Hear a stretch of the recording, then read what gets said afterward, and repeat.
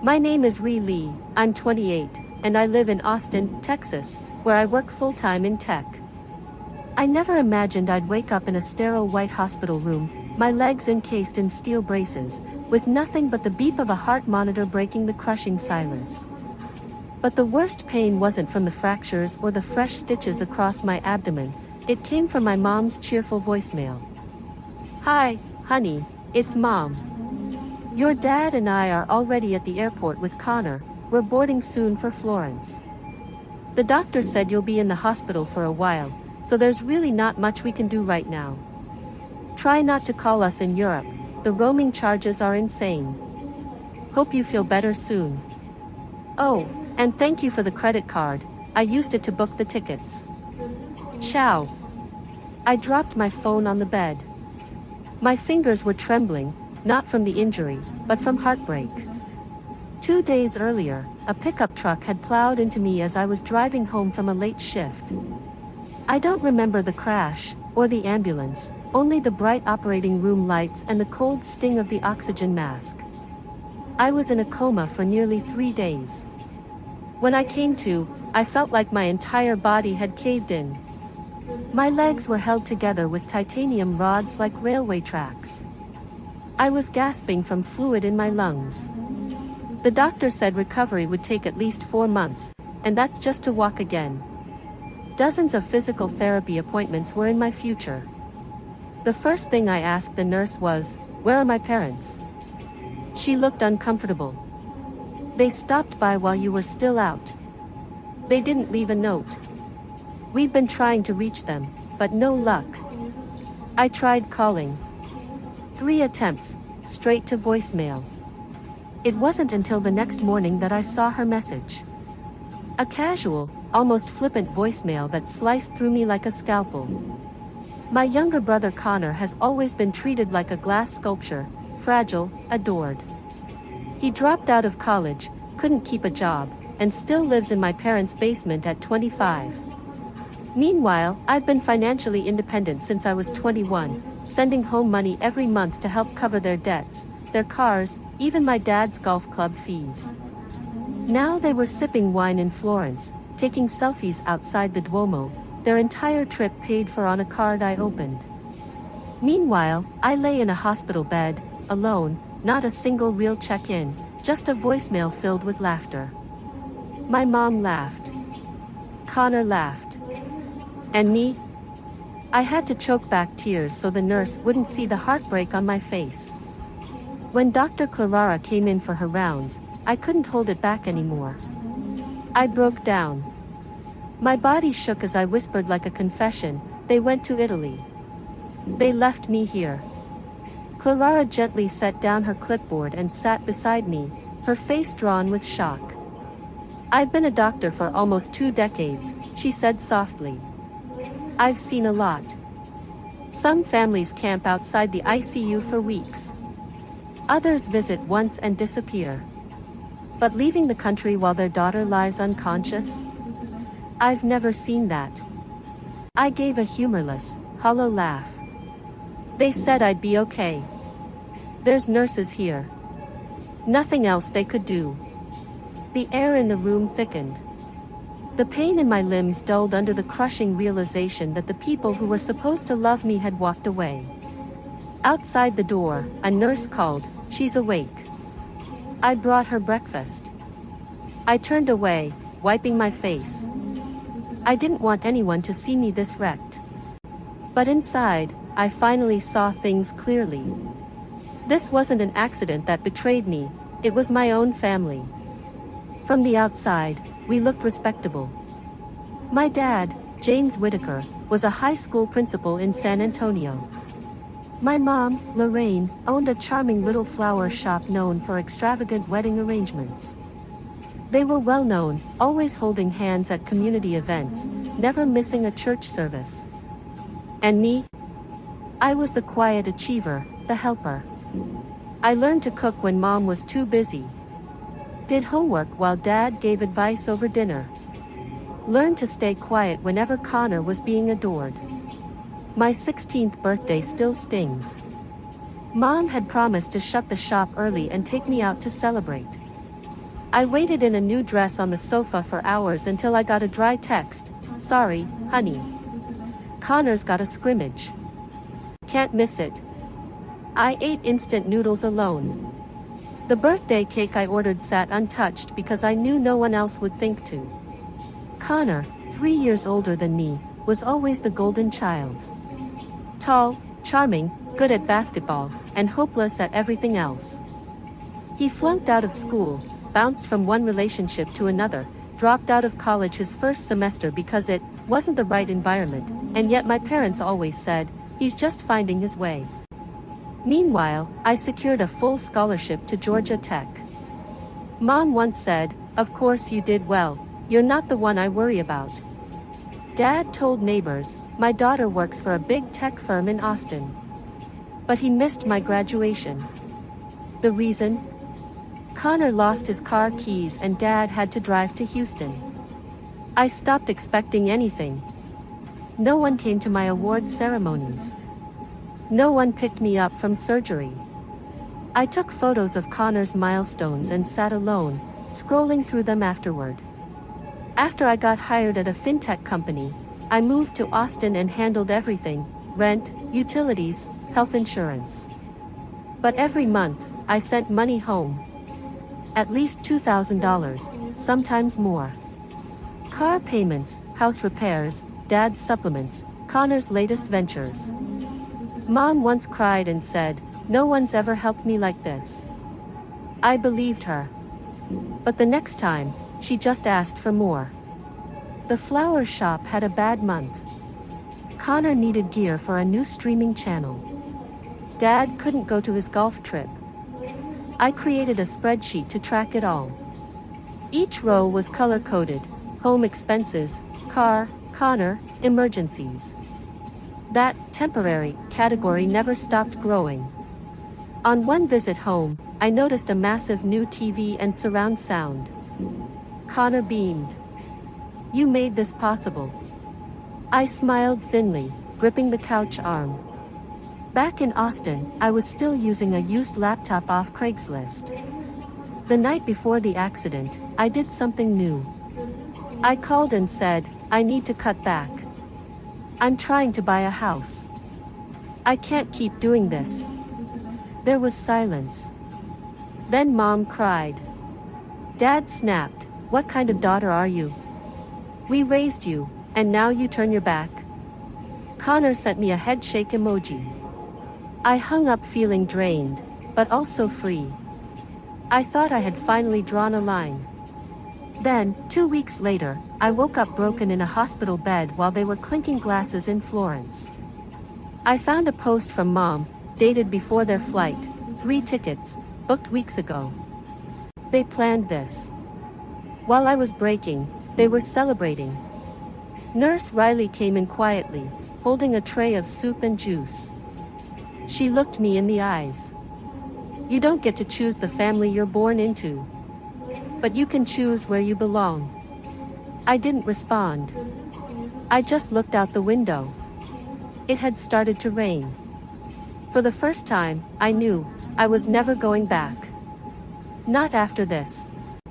I started supporting them when I was 24, after my first big promotion to lead engineer at Skylink Pay. The 6-figure salary felt like a reward, but I saw it as a way to give back. The first payment helped cover a $12,000 roof repair after a storm. Mom cried. "You saved us." The next month, I paid 2 months of health insurance. Dad had retired and lost coverage. But those emergencies soon became routine. I don't know when the monthly payments became an expectation. Maybe when the AC broke. Or when Connor needed funds for a new business. Eventually, I set up auto transfers, $3,000 for my parents, $1,500 for Connor, plus a $200 buffer for extras. Even when there weren't extras, the money disappeared. One day, I saw a charge from a Dallas dealership. My parents had put a down payment on a new SUV. "You don't need a car in the city," Mom said. "We need something safe for grandma visits." I paid the rest, $12,000, just to avoid default. Connor kept hopping from one idea to the next, none profitable. When I asked about the $2,000 from last month, he replied, "Are you investing or auditing me?" Once I called Mom about a $2,000 increase in expenses. She said, "Your dad signed up for a premium golf membership by mistake. But he deserves this, he has so few joys." That phrase became a chorus. He deserves it. When they built a pool. When Connor got a new PC. When they upgraded the home theater. I kept logging every penny. $1,500 for household bills. $1,000 for their car. $2,500 for food, extras. $500 for Connor's courses. And charges for new couches, roof leaks, even expensive dog food for a purebred Pomeranian they adopted, named Biscuit. My monthly contributions to the family often topped $8,000. One month, I sent as much as $9,400. When I cautiously brought up the idea of dialing things back so I could start saving for a home of my own, my mom let out a sigh. "You know how fragile your dad's blood pressure is. Saying something like that might push him over the edge." Then came a blunt text from Dad, "If you don't want to help anymore, just say it. No need for excuses." Meanwhile, I was living in a cramped one-bedroom apartment barely 700 square feet. My refrigerator was usually empty. I was too worn out to cook. I turned down every work dinner and social invitation, constantly worried that putting a meal on my personal card might compromise the money I sent home. I confided in Skylar, my closest friend from college, during one of her rare visits. She glanced through the budget spreadsheet on my laptop and then looked up at me. "If something ever happened to you, like something serious, what do you honestly think they'd do?" I forced a laugh. "They'd care. I mean, I'm still their daughter." She didn't reply. She just quietly closed the laptop, her expression somber and heavy with unspoken truths. I remember sitting in my parked car, fingers clenched around the steering wheel, though the engine had been off for 10 minutes. Through the kitchen window ahead, I could see my mom standing over the stove, flipping meat. Connor was on the couch, controller in hand, eyes glued to the TV, feet propped up like he didn't have a single responsibility in the world. I inhaled deeply, trying to steady my nerves as I walked inside. "I need to talk," I said. My father looked up from his newspaper, voice weary. "Another emergency expense?" "No," I replied. "Actually, the opposite. I need to reduce what I send each month." The room fell silent, the only noise coming from oil sizzling in the skillet. "I can't keep sending $8,000 a month. I need to put something aside, for a house, for my future. I'll still help, but more reasonably. Starting in 3 months, I'll cut the amount in half, and afterward, it'll depend on real needs, not assumptions." Mom stopped cooking and slowly turned to face me. Her eyes brimmed with tears before a single word left her mouth. "So, you don't love us anymore?" The lump in my throat tightened. I'd expected guilt, but not this exact blow. "It's not about love." "Then why?" She cut me off. "When you were a child, I skipped meals just to buy you that new gym outfit. Your dad used to drive hours just to get you home for the holidays. And now that you're successful, this is how you repay us. You're cutting ties because you want a bigger place." "Lorraine, let her speak," Dad muttered, though he didn't look at me. His hand was trembling around his coffee mug. Connor stood up, still wearing his headset. "You're the kind of person who burns the bridge after crossing it." I turned to him, anger rising. "You don't work. You don't study. You don't contribute to a single bill. I'm done treating you like a dependent. I'm your brother," he shouted. "You always said family comes first. So what, your bank account matters more now?" Dad stood too, his tone low but sharp. "You're living alone in Austin, big salary, no husband, no kids. Why are you struggling with sending some money back home? Or is this part of your plan, to buy a fancy place and leave us all behind? That's not it, I whispered. I just need some security. Every month, I'm left with barely enough for rent and basic food. Everything else? Gone. I'm drained. My mom sat down, covering her face with her hands. You're our last hope, Riley, she said, voice cracking. If you leave us like this, how is that different from pushing me into a grave? Dad shook his head with a sigh. Fine. No pressure. Don't send a cent next month. Keep your precious money. Go build your castle. It doesn't matter if your mother has to beg to survive. Then Connor slammed his bedroom door, yelling behind it, when you need something, don't come to us. I stood there in silence. Not a single person asked why I worked so late. Why I never took vacations. Why I always sounded tired. No one wondered if I was lonely. They just made me out to be selfish for finally wanting to keep a tiny piece of my own paycheck. I left without another word. No dinner. No goodbye. As I closed the car door, I glanced one last time toward the kitchen. My mom was wiping her face. Then she picked up her phone. I couldn't tell if she was texting someone, or checking the bank balance. My chest felt lighter, but not peaceful. I didn't cry. But inside, something cracked wide open. A quiet, burned-out ache.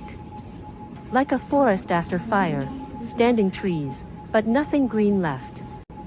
Then my phone buzzed. A text from Mom, I'm sorry if I upset you. But if you think money buys peace, you clearly don't understand what family is. I placed the phone on the passenger seat and left it there, unopened. I didn't reply. That night, for the first time, I didn't log into the bank to check the family's account. And for the first time, I let the words drift through my mind without guilt, cutting ties. 5 days after the accident, on a quiet Wednesday afternoon, I was finally allowed to sit up, supported by an adjustable wedge pillow. My legs were still numb with pain meds, but my thoughts were crystal clear. I was here alone in a hospital bed, while my parents and brother were likely enjoying their European vacation. I unlocked my phone. I hadn't touched it since regaining consciousness. In the saved voicemails folder, one stood out. My mother's voice chirped through the speaker. We're at the airport now, about to fly to Florence with Connor. Don't try to call, the roaming costs are ridiculous. You'll be fine. The doctor said you'll be stuck in the hospital for a while, so we thought it's a perfect time to travel. Oh, and I used your visa to get the flights booked. Thanks again, sweetie. Ciao. Shame and disbelief surged through me. They didn't just leave, I'd funded their escape. I opened my banking app for the first time in months. My fingers trembled as I entered my password. And there it was, a glaring series of transactions like punches to the gut. June 11th, 2 days after the crash, a charge of $15,292 to Belia Travel Services. Memo, 3-person Italy tour with business class upgrade. My breath caught in my throat. While I was receiving a blood transfusion, they were upgrading their vacation flights. And it didn't stop there, $750 at Sandro Milano, a designer brand. $920 at a Vespa rental company in Florence. $1,180 for a rooftop dinner at Ristorante Aurelio. Not a single call to check on me. Not even a message to ask permission. I opened Facebook and typed, Florence and Mom. Her post popped up, shared privately with friends only. A selfie of the three of them grinning with gelato cones in hand in front of the Duomo. The caption, a well-earned getaway after years of hard work. Grazie, Florence. Connor had commented under it, shout out to the Bank of Riley for funding our soul-refreshing trip. there was a laughing emoji and a heart. I bit down on my lip until I tasted blood. Then I saw an earlier message in the family group chat from 3 weeks ago. Whitaker home update. Florence, here we come. As long as Riley doesn't cut us off this month, we're golden. Our farewell summer treat. They'd planned it. When I said I needed to reduce my support, they weren't devastated. They were scared it would ruin their vacation plans. Miss Riley, the nurse, walked in with a food tray. She paused when she saw how pale I looked. Riley, are you okay? I didn't answer. I simply held up my phone, screen facing her. The photo, my mom trying on Gucci sunglasses. The caption, Italian summer shades, worth every cent of my daughter's money. Miss Riley exhaled and set the tray on the table, then quietly sat at the edge of my bed. They spent your money, Riley said gently. I nodded, voice barely audible. I'm here, immobile, battered, unsure if I'll ever walk again. And they're out there in Italy eating pasta, living carefree, while I can't even get to the bathroom by myself. My voice cracked. A knot formed in my throat. Riley took my hand and gave it a reassuring squeeze. She didn't speak. I closed my eyes, willing myself not to cry, but the tears came anyway. Not because of the pain, but because everything I believed in had fallen apart. The family I thought I had, one that stuck together through struggles, dissolved within minutes of scrolling through bank statements and voicemail. No one had forced me to sacrifice my income, time, or future. I did it willingly. I convinced myself that if I gave enough, they'd care the way they always seemed to care for Connor. But now, lying in a sterile hospital bed, I finally saw it clearly. I was never a priority. I had simply been the family's most consistent ATM. I expected the days ahead to be filled with silence and solitude, like some invisible patient no one remembered. But surprisingly, that silence became space, room for new people to step in. Riley, my morning nurse, was the first. She didn't just breeze through with a clipboard asking standard questions. She stayed. She listened. She noticed. One morning, as she changed my dressings, she said quietly, "Emotional pain stays long after the physical heals.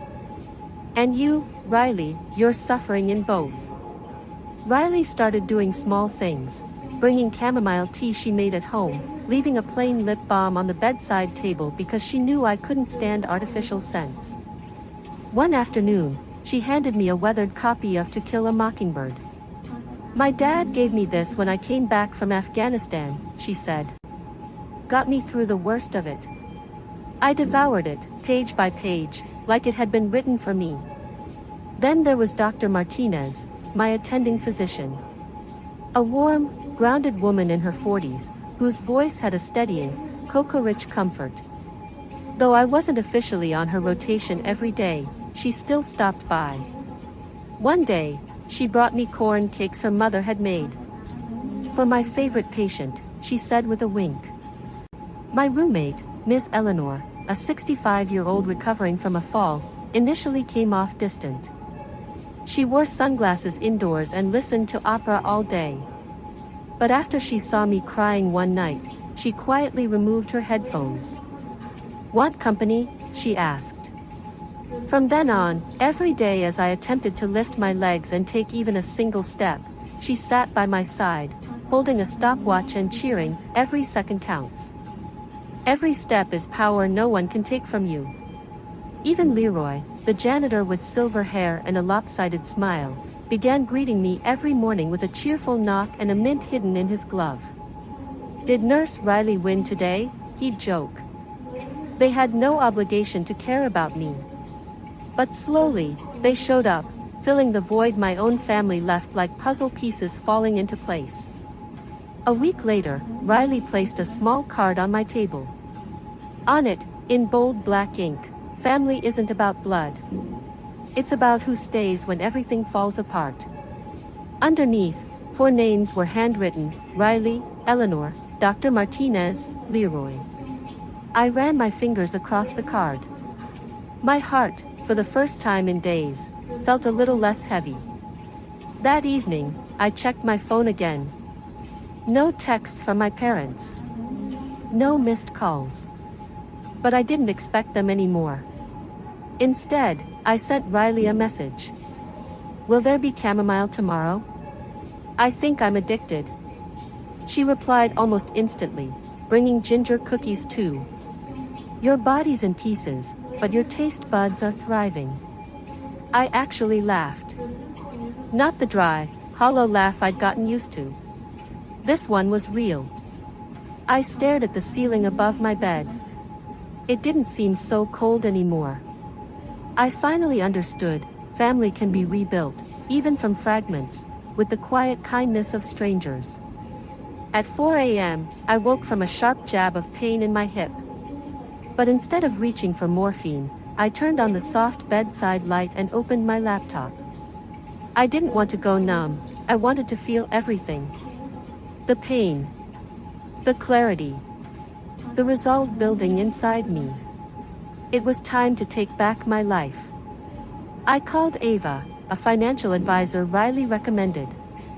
She used to work as a forensic auditor at a major bank. Her voice was precise, focused, but with just enough compassion.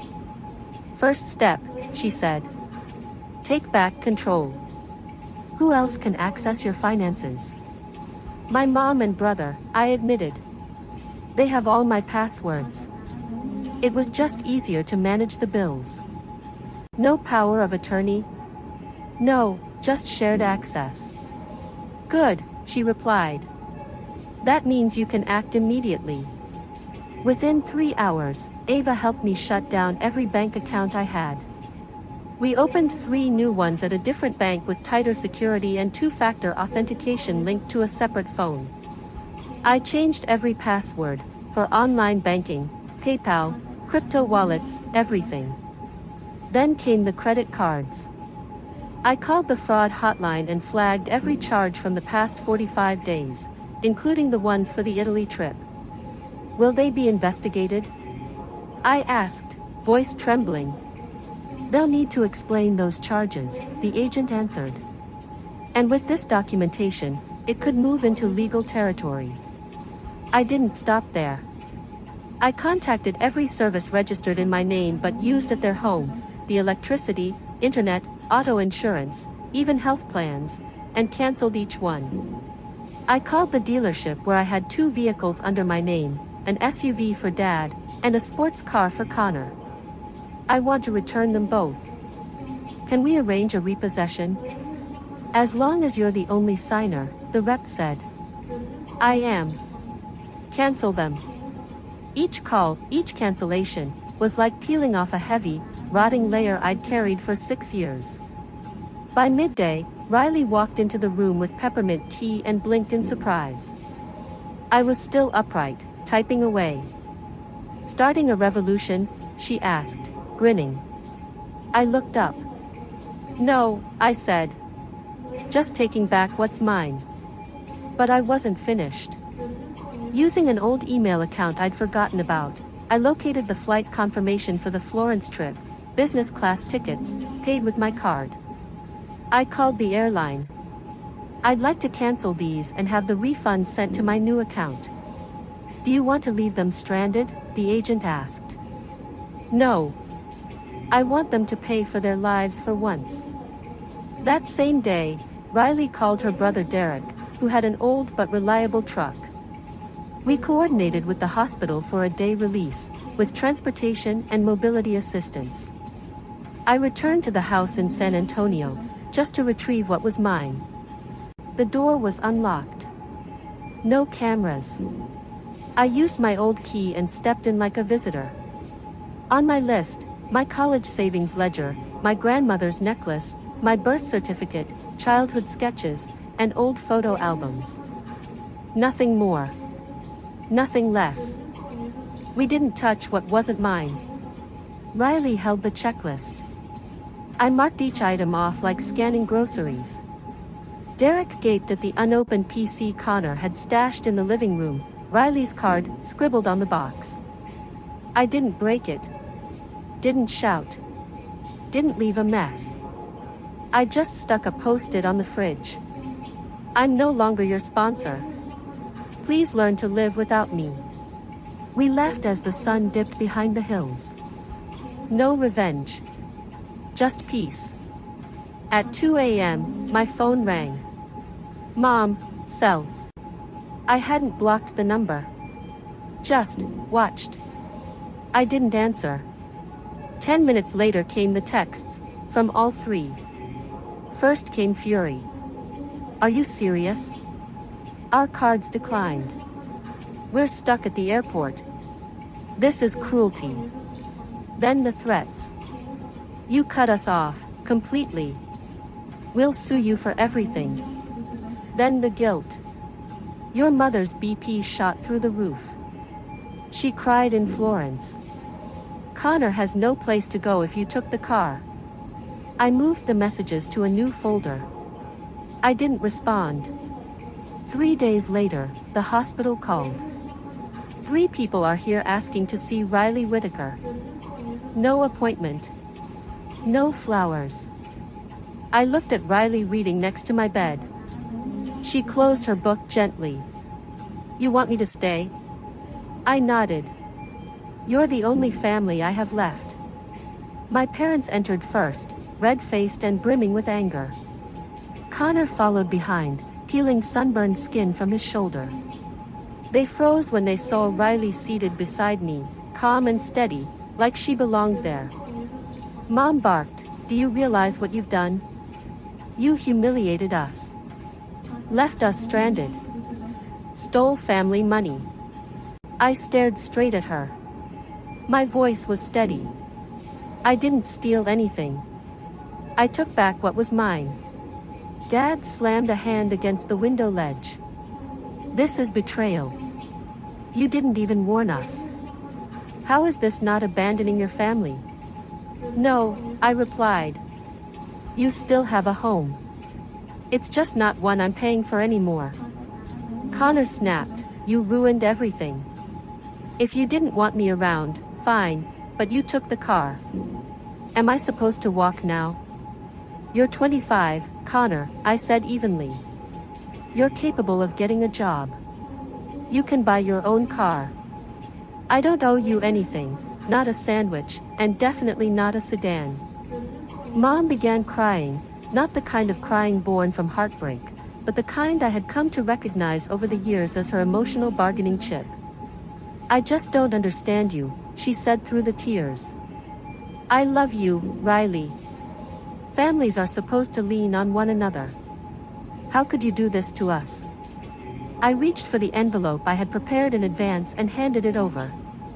These are the boundaries if you want to remain in my life. Dad opened the envelope and glanced through the pages. 3 items, he said, almost scoffing. No more financial support, ever. Any contact must be agreed upon by both sides. If those boundaries are crossed, communication stops completely, I said. This is a contract. Dad sneered. No, I said quietly. This is self-respect. Mom crushed the envelope in her hand. I won't sign this.